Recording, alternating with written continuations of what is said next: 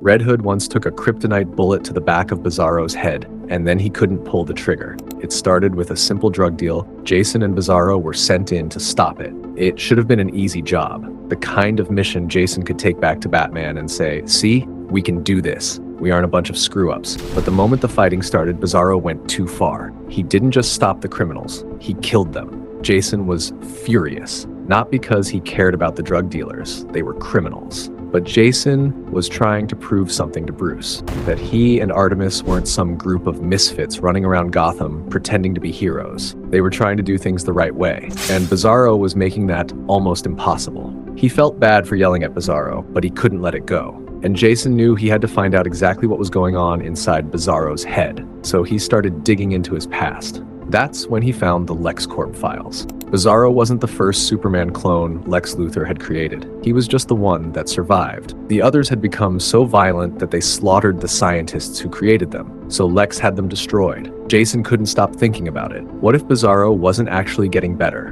What if Jason was just waiting for the same thing to happen again? Artemis understood why Jason was worried. She didn't want to hurt Bizarro either, but she knew they couldn't ignore the possibility. If Bizarro ever became too dangerous to control, Jason might have to be the one who stopped him. That thought stayed with him. Eventually, Jason went to Wayne Manor and spoke with Alfred. He needed to know whether Bruce had ever truly given up on him.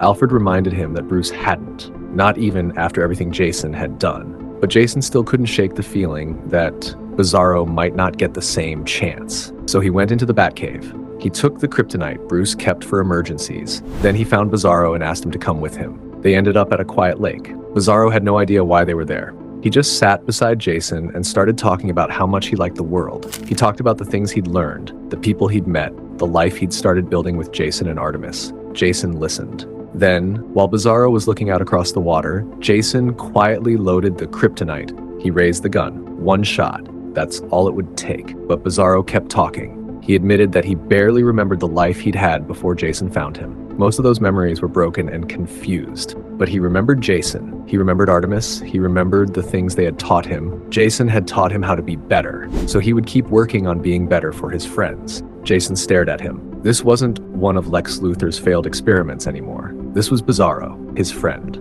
Slowly, Jason lowered the gun. He took the kryptonite away and sat down beside him. Because for once, Jason Todd chose to believe that being broken didn't mean you were beyond saving.